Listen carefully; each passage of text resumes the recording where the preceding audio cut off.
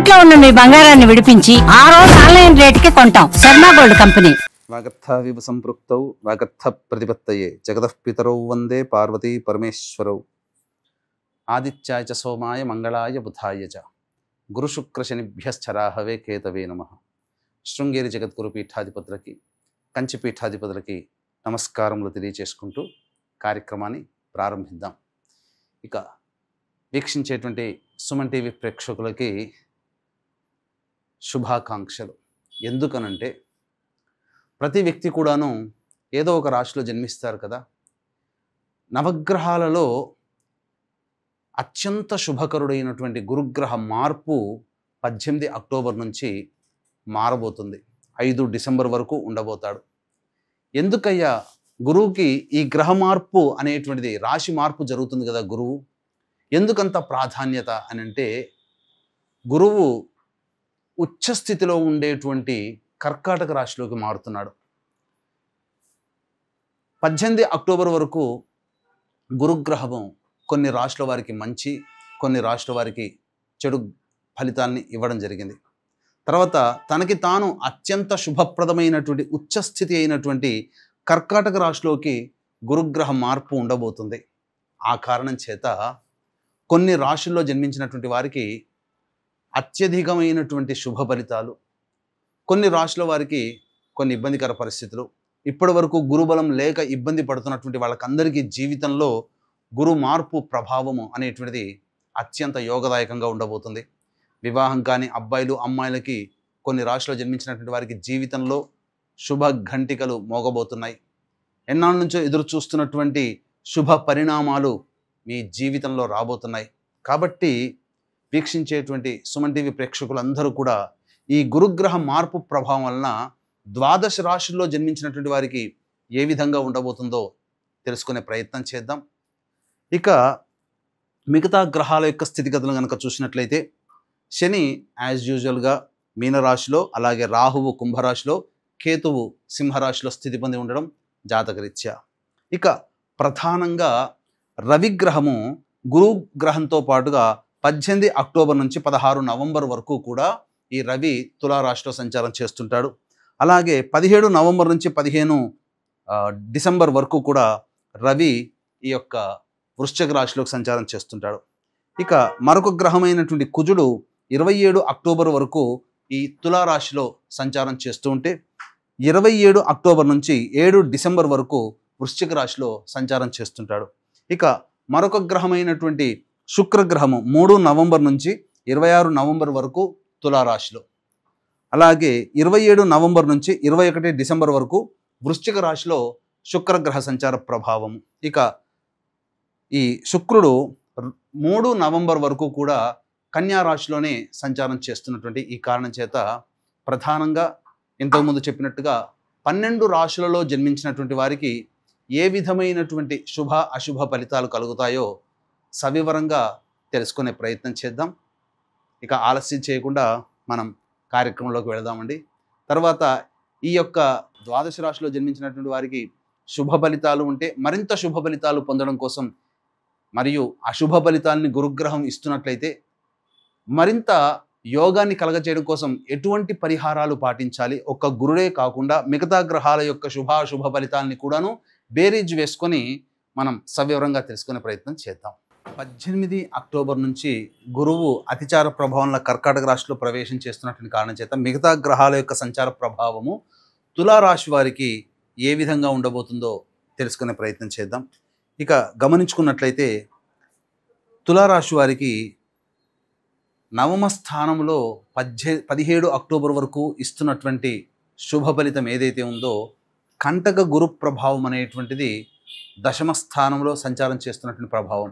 దీనివలన తులారాశి వారికి ప్రయత్నములలో ఆటంకాలు అనేటువంటివి ఉంటాయి. ప్రధానంగా మీ కీర్తి ప్రతిష్టలకు మచ్చ కలిగే విధంగా లేనిపోని అపవాదులు మీరు మోయాల్సి వస్తుంది. చేయని తప్పులకి మీరు శిక్షని అనుభవించాల్సినటువంటి పరిస్థితి ఈ గురుగ్రహ ప్రభావంలో ఉంటుంది. అలాగే ఉద్యోగస్తులైన, ఉన్నత అధికారుల యొక్క ఆగ్రహానికి గురయ్యేటువంటి అవకాశం ఉంటుంది. కాబట్టి ఈ గురుగ్రహ సంచారము ఈ 48 రోజుల పాటు 18 అక్టోబర్ నుంచి 5 డిసెంబర్ వరకు ఉన్నటువంటి ఈ యొక్క కొద్దిపాటి సమయము మీరు జాగ్రత్తలు పాటించండి. దైవానుగ్రహాన్ని పొందే ప్రయత్నము తప్పకుండా చేయాలి. అన్నీ అనుకున్నట్టుగా అయిపోతున్నట్టుగానే అనిపిస్తాయి, కానీ ఎక్కడో ఒక చోట లూప్ హోల్ నడుస్తుంది. అంటే ఆ పనులన్నీ కూడాను కొంత ఆగిపోయే అవకాశం ఉంటుంది. ఈ గురుగ్రహ సంచారము కొంత ఇబ్బందికర పరిస్థితులు అనేటువంటివి తీసుకొని వస్తాయి. మిగతా గ్రహాలు కూడా అనుకూలంగా ఉన్నాయి అనంటే 18 అక్టోబర్ నుంచి 16 నవంబర్ వరకు రవి జన్మరాశిలోనే సంచారం చేయడం, ఇది కాస్త వ్యతిరేకమైనటువంటి ఫలితాన్ని కూడా ఇస్తుంది.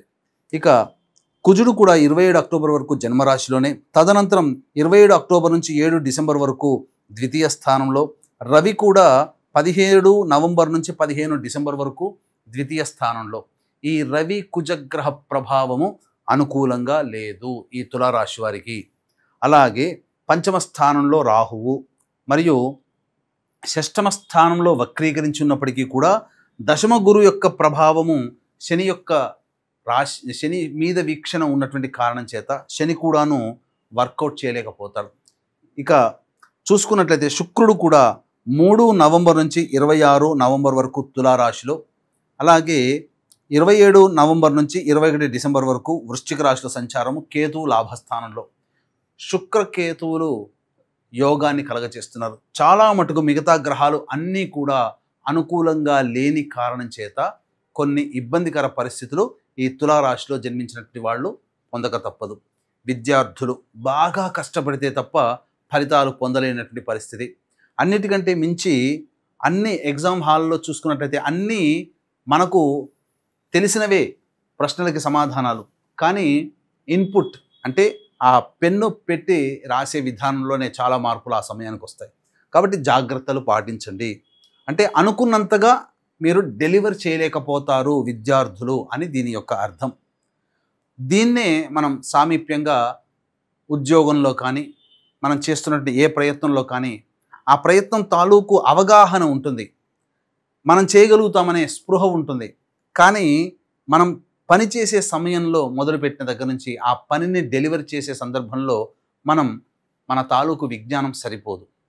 కాబట్టి అక్కడ జాగ్రత్తలు పాటించండి. అనగా దీని అర్థము ఉద్యోగస్తులైనా విద్యార్థులైనా ఇంకా తమ యొక్క నైపుణ్యాన్ని మెరుగుపరుచుకోవాలి అనేటువంటి విషయాన్ని మీరు జ్ఞప్తికి తెచ్చుకోవాలి. ఇదంతా కూడా తాత్కాలికమైనటువంటి సమయము. ఈ యొక్క 18 అక్టోబర్ నుంచి 5 డిసెంబర్ వరకు మాత్రమే.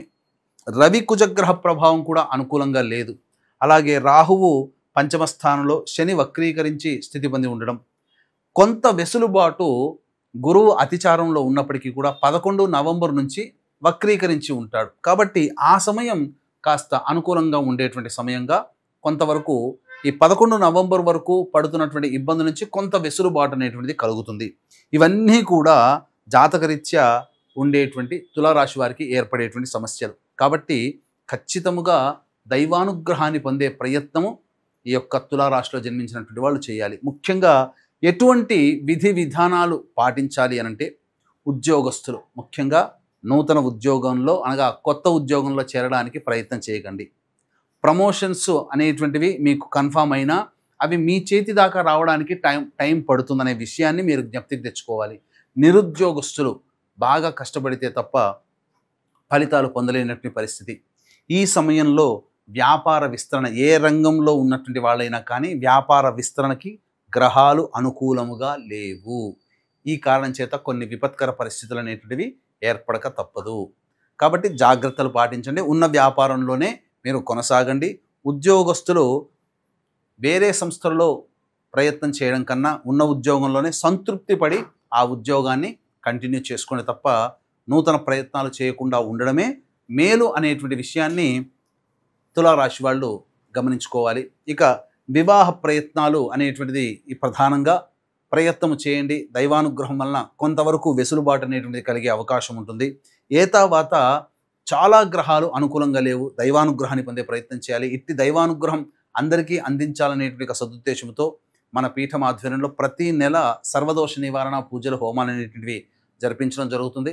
5 నవంబర్ రోజున కార్తీక పౌర్ణమి కాశీక్షేత్రంలో, అలాగే 20 నవంబర్ సుప్రసిద్ధ శ్రీశైల క్షేత్రంలో కార్తీక అమావాస్య, అలాగే 4 డిసెంబర్ దత్తక్షేత్రంలో మార్గశిర పౌర్ణమి రోజున సర్వదోష నివారణ పూజలు, హోమాలు జరిపించి మాలలు కూడా ఇవ్వడం జరుగుతుంది. అవకాశం ఉన్న వాళ్ళు కార్యక్రమ తదనంతరం కాంటాక్ట్ చేసి పూర్తి వివరాలు తెలుసుకోవచ్చు.